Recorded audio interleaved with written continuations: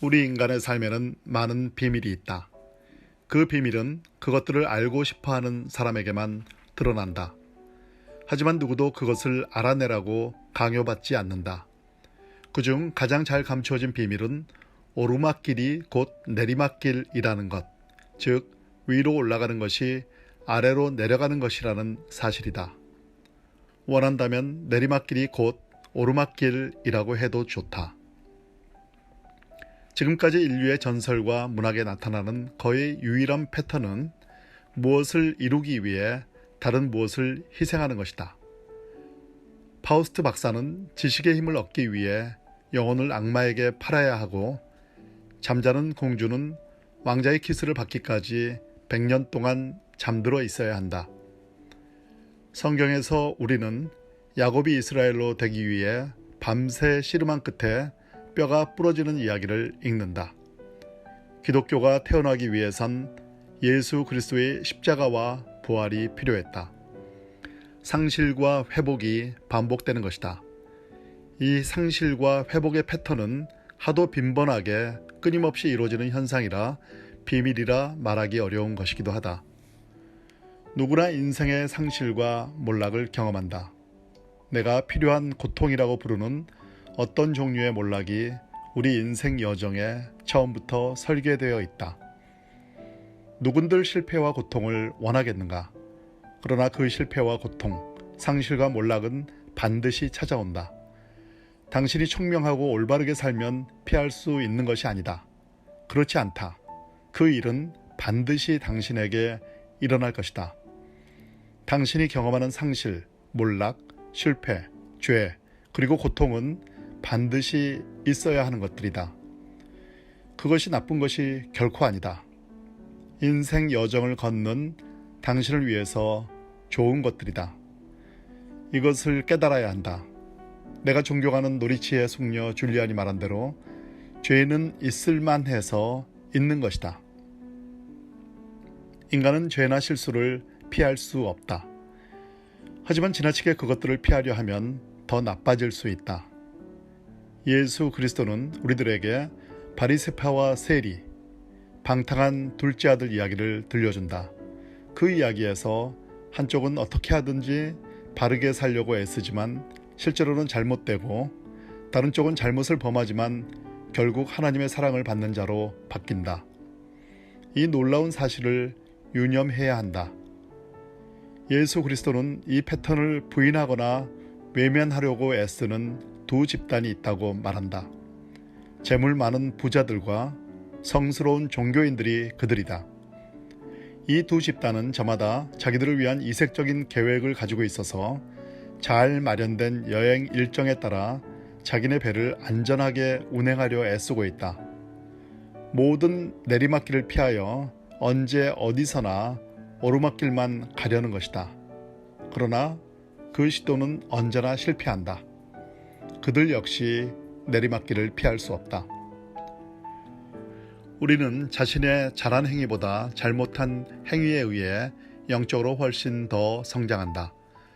영적 성장이 어떻게 이루어지는지를 말해주는 핵심 메시지가 이것이라고 할 수 있겠다. 그러나 우리 가운데 누구도 그것을 믿으려 하지 않는다. 인간의 완전함이라는 게 있다면 그것은 우리가 어디에나 있는, 특히 자기 자신한테 있는 불완전함을 다루는 기술에서 생겨나는 것 같다. 하나님이 성스러움을 감춰두시기에 불완전한 인간보다 좋은 장소가 있을까? 그러니 오직 겸손하고 진지한 사람만이 그것을 발견하게 되는 것이다.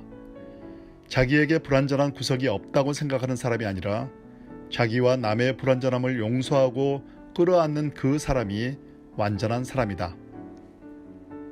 당신이 그것을 소리내어 크게 말할 때 그것은 분명한 사실이 된다. 완전함을 요구하는 것이 선의 가장 큰 적이다. 완전함은 수학의 개념 또는 신의 영역에 속하는 개념이다. 많은 사람이 아픔을 부정하고 필요한 몰락을 회피함으로써 자신의 가장 깊은 영성에, 따라서 자신의 가장 높은 영성에 닿지 못한다. 아무도 자신의 불완전함을 통하여 성장으로 가는 내리막길을 찾는 건 관두고 그런 길이 있음을 짐작조차 하지 않는다. 그런 까닭에 우리는 신성한 계시라는 이름의 권위 있는 메시지를 들어야 한다. 그래서 예수 그리스도는 꼴찌가 첫째로 되고 언제 어디서나 첫째 되려고 하는 자는 결코 그 자리에 이룰 수 없다는 의미심장한 말씀을 남기신 것이다. 예수는 이 진실을 여러 장소에서 여러 비유들로 분명히 말씀하신다. 인간의 에고는 추락하거나 변화되거나 죽어가는 것만 아니면 다른 어떤 것도 마다치 않는다. 아무런 작용을 하지 않는데도 현재 상태를 무조건 살아가는 당신의 한 부분, 그것이 에고다. 에고는 과거와 현재에 집착하고 미래를 두려워한다. 전반부 인생을 사는 동안에는 어떤 종류의 몰락이나 죽음, 실패와 고통이 필요한 것이며 좋은 것으로 보이기는커녕 그것들이 가능한 것이라는 사실조차 보이지 않는다. 스케이트를 타는 사람처럼 우리는 양옆으로 움직이면서 앞으로 나아간다. 위쪽으로 떨어지다, falling upward라는 말의 의미가 여기에 있다. 아래로 내려간 사람들만이 위로 올라가는 것이 무엇임을 이해한다. 아래로 떨어진, 그것도 잘 떨어진 사람들이 위로 올라갈 수 있고 그 위를 오용하지 않을 수 있는 유일한 사람들이다. 나는 후반부 인생에게 위가 무엇으로 보이는지, 보여야 하는지를 말해보고 싶다. 특별히 여기에서 저기로 옮겨가는 일이 어떻게 이루어지는지, 그리고 그것이 어떻게 우리의 의지력이나 도덕적 완전함에 의하여 만들어지는 것이 아닌지를 밝혀보고 싶다. 그것은 우리가 전에 생각했던 것과 전혀 다른 무엇이고 우리 힘으로 이루어낼 수 없는 무엇이다. 그것은 우리가 해내는 무엇이 아니라 우리한테서 이루어지는 무엇이다. 하나 더 일러둘 것이 있다. 당신은 스스로 바닥에 떨어졌다가 커다란 상실과 실패를 경험하기까지 이 메시지가 진실임을 알지 못할 것이다. 당신은 인생 가운데 운명, 상황, 사랑 또는 하나님에 의해 야기되는 더 높은 데서 오는 압박을 당해야 한다. 당신 안에 있는 무엇도 스스로는 위쪽으로 오르기 위해서는 상실과 실패를 경험해야 한다는 사실을 믿거나 그것을 통과하려고 하지 않기 때문이다.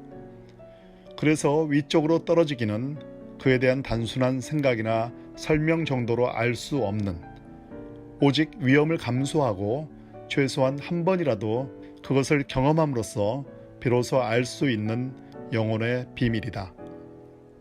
그 일이 자기에게 일어나도록 허용한 사람들만, 그것도 그 일이 일어난 이후에만 그것이 진실임을 안다.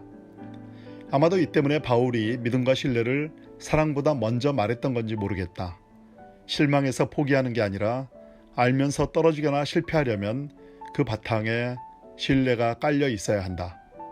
믿음만이 당신으로 하여금 기다리고 희망하면서 서 있을 수 있게 한다.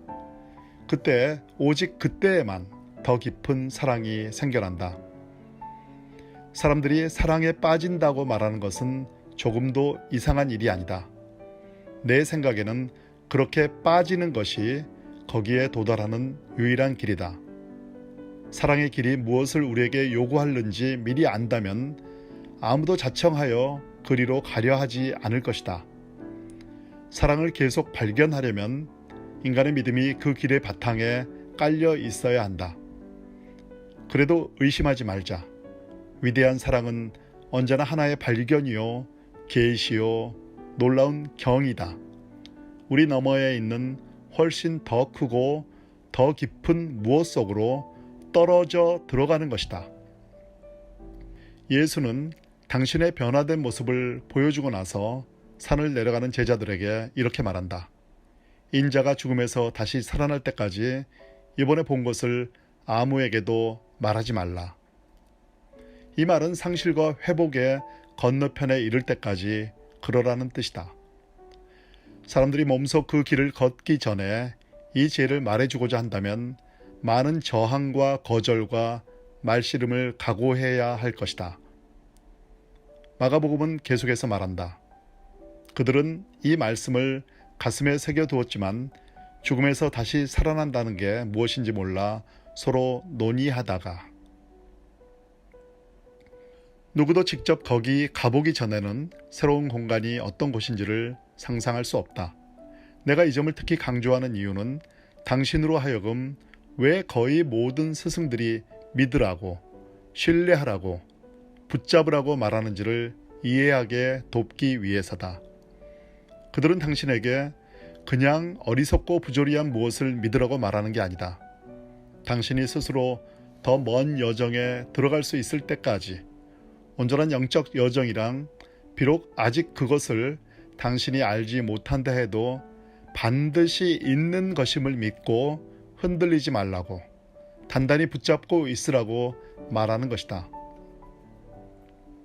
전반부 인생의 언어와 후반부 인생의 언어는 거의 다른 두 언어로서 두 인생 모두 살아본 사람만이 알아듣는다. 후반부 인생 여정에 들어선 사람의 유리한 점은 전반부 인생의 언어와 인물을 여전히 기억하고 존중할 수 있다는 점이다. 그들은 이미 넘어왔지만 전에 있던 모든 것을 여전히 속에 지니고 있다. 실제로 당신이 만일 전반부 인생의 지혜를 여전히 속에 간직하지 않는다면 과연 당신이 후반부 인생으로 옮겨간 것인지 의심하지 않을 수 없다. 나는 모세가 시내산으로 다시 올라가 여호와에 의해 만들어진 두 번째 증거판을 얻기 전에 첫 번째 증거판을 깨뜨린 사건이 그것을 상징적으로 보여준다고 생각한다. 두 번째 증거판은 모세가 하나님을 얼굴과 얼굴로 마주본 뒤에 새겨진 것이고, 그것이 모든 것을 바꿔놓는다. 증거, 즉 하나님의 법에 대한 우리의 첫 번째 경험은 우리를 낙담시키고 실망시켜야 한다. 첫 번째 증거판을 깨뜨린 뒤에 비로소 모세는 진정한 지도자, 진정한 예언자가 된다. 그 뒤에 그의 얼굴에서 빛이 난다. 전반부 인생과 후반부 인생의 다름은 이와 같다. 전반부 인생과 후반부 인생에 대한, 오르막길과 내리막길에 대한, 떨어져서 올라가는 삶에 대한, 상실과 실패를 통과해야만 얻을 수 있는 비밀에 대한 이 모든 이야기들은 여기서 내가 처음 말하는 새로운 것이 아니다. 오랜 세월에 걸쳐 더 먼 여정에 들어섰던 수많은 남자와 여자들의 신비로운 이야기들을 통해서 이미 익숙해진 것이다. 자, 그러니 오늘 당신이 경험하는 모든 몰락과 실패, 상실과 고통, 내리막길로 치닫는 것들을 회피하지 말기 바란다. 그것들을 오히려 기뻐해야 할 이유는 그 모든 상실과 고통, 몰락과 실패를 통해서 진정으로 위쪽으로 올라갈 수 있기 때문이다.